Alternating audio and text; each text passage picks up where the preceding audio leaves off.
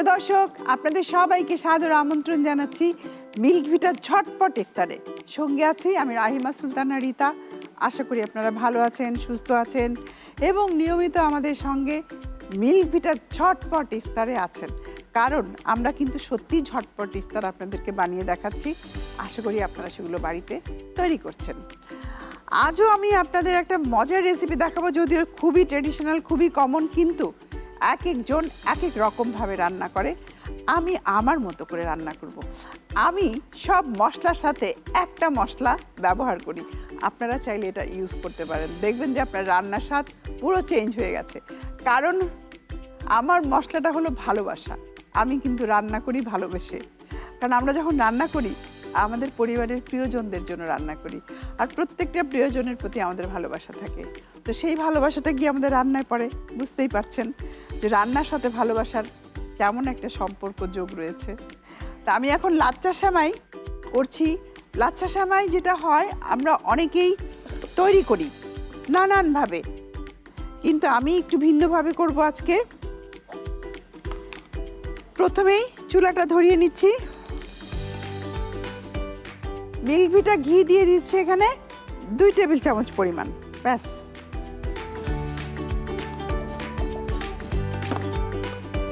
এরপর দিয়ে দিব লাচ্ছা সেমাই। ভেজে নিতে হবে। অনেকেই আছেন যারা ডাইরেক্ট লাচ্ছা সেমাইয়ের উপর দুধ ঢেলে দেন।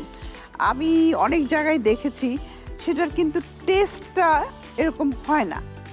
এই যে ঘি দিয়ে বাদামি করে ভাজার ফলে যে একটা স্বাদ আসে, সেই স্বাদটা ওইভাবে রান্না করলে হয় না।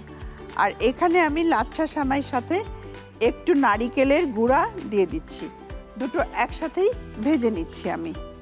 নারিকেলের গুঁড়ো, লাচ্ছা সেমাই। আপনি চাইলে নারিকেল কোড়ানোও দিতে পারেন। নারিকেল খাবারে ব্যবহার করলে কিন্তু খুবই ভালো। এটা নারিকেলে প্রচুর অ্যান্টিঅক্সিডেন্ট থাকে, এটা শরীরের জন্য ভালো। হালকা ব্রাউন হবে, খুব ব্রাউন যে হবে তা না। মানে ডাইরেক্ট কখনো আপনারা এই লাচ্ছা সেমাইটা বাজার থেকে নিয়ে এসে দুধ ঢেলে দেবেন না। এটাকে একটু ঘি দিয়ে আগে ভেজে নেবেন। মিল্ক ভিটা ঘির স্বাদই আলাদা। মিল্ক ভিটা খাঁটি দুধের নিশ্চয়তা। বুঝতেই পাচ্ছেন, যেখানে আমরা আস্থা পাই, ভরসা পাই, তাই দিয়েই আমরা আমাদের প্রিয়জনদের জন্য খাবার তৈরি করি। আমার কিন্তু একটু একটু গোল্ডেন ব্রাউন হয়েই গেছে। আমি চুলাটা বন্ধ করে দিলাম। নারিকেল, ঘি, সেমাই সব কিছু মিলে দারুণ একটা গন্ধ বেরিয়েছে। দেখুন, এই যে ব্রাউন কালার কিন্তু এসেই গেছে। আমি এখন ঢেলে নিচ্ছি। আমি যেই ডিশে সার্ভ করব সেই ডিশটাই নিয়ে নিলাম।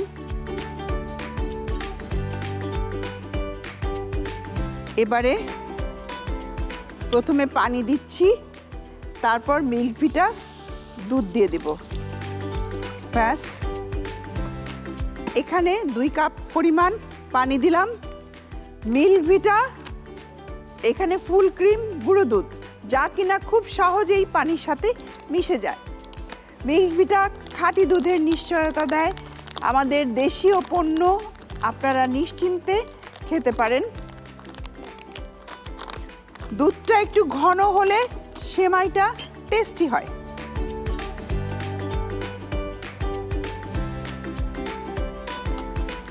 এবারে আমি চুলাটা ধরিয়ে দিচ্ছি।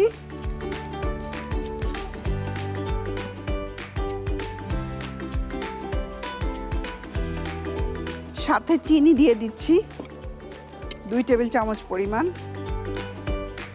সুগারটা সম্পূর্ণ নিজের কাছে। আপনি যতটা চিনি খেতে ভালোবাসবেন ততটাই দেবেন। আর যারা চিনি একটু কম খেতে চান তারা কম মিষ্টি ব্যবহার করবেন। দুধটা ঘন হতে হবে।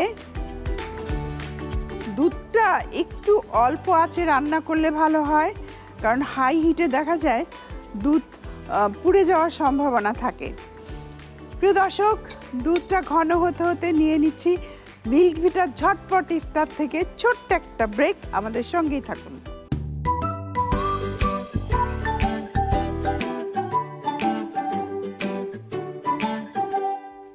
প্রিয় দর্শক, ফিরে এলাম। মিল্ক ভিটার ঝটপট ইফতারের ছোট্ট একটা ব্রেক থেকে। রান্না চলছে লাচ্ছা সেমাই। এই প্রসেসটা আমার নিজস্ব প্রসেস।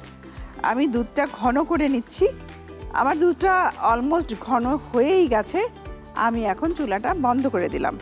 বন্ধ করে একটু জাফরান দিয়ে দিচ্ছি, গোলাপ জলে ভেজানো জাফরান। এর গন্ধটাও সুন্দর হয়, দেখতেও ভালো লাগে, খেতেও ভালো লাগে। আর দুধটা দেখছেন একটু ক্রিমি ক্রিমি ভাব হয়ে গেছে। এবারে আমি সিমাইয়ের উপরে ঢেলে দেব। এই গরম দুধটাই পুরো সেমাইয়ের উপরে ঢেলে দিচ্ছি। ব্যাস,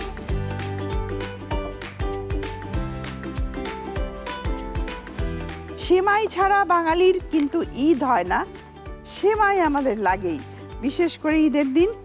আর দুই রকম সেমাই হয়, একটা নর্মাল সেমাই থাকে লম্বা যেটা, আর আরেকটা হলো লাচ্ছা সেমাই। লাচ্ছা সেমাইয়ের সাথে আমি এখন দিয়ে দিচ্ছি বাদাম, পেস্তা, বাদাম, কিশমিশ সব আমি সুন্দর করে ভিজিয়ে রেখেছিলাম, সেগুলো কেটে এখন উপরে দিয়ে দেব। বাদামে প্রচুর পরিমাণ ফলিক অ্যাসিড থাকে। দেখা যায় যে ছোট বাচ্চারা চশমা চোখে দিয়ে ঘোরে, তাদের জন্য এটা খুবই ভালো। এছাড়া বয়স্করাও ভুলে যাওয়ার রোগ যাদের আছে তাদেরও ফলিক অ্যাসিডের অভাবে হয় অনেক সময় এই জিনিসগুলো।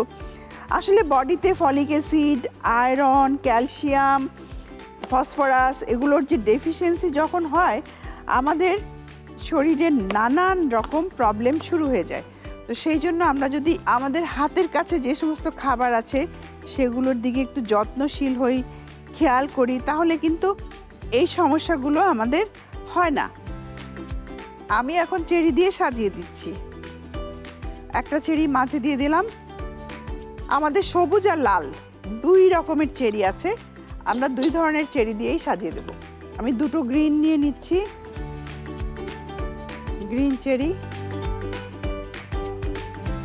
চেরি ফল দেখতে খুব সুন্দর, খেতেও সুস্বাদু, আর সবচেয়ে বড় জিনিস ডেকোরেশনে অনেক ভালো যায়।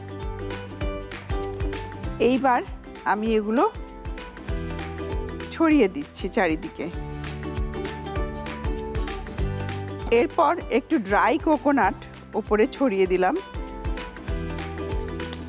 নারিকেল দিয়ে কিন্তু অনেক আগে থেকেই আমাদের পিঠা, পুলি, পায়েস যেগুলো আমরা করি তার সাথে নারিকেল ব্যবহার করা হয়। আমাদের বিভিন্ন অঞ্চলে নারিকেলের বেশ কিছু ব্যবহার আছে, যেমন বরিশালের রান্নায় কিন্তু প্রচুর নারিকেল ব্যবহার করা হয়, নোয়াখালীতে নারিকেল ব্যবহার করা হয়। আসলে এক এক অঞ্চলে আমাদের এক এক রকম রান্না, কত যে বৈচিত্র্যময় আমাদের খাবার, বাংলাদেশীয় খাবার।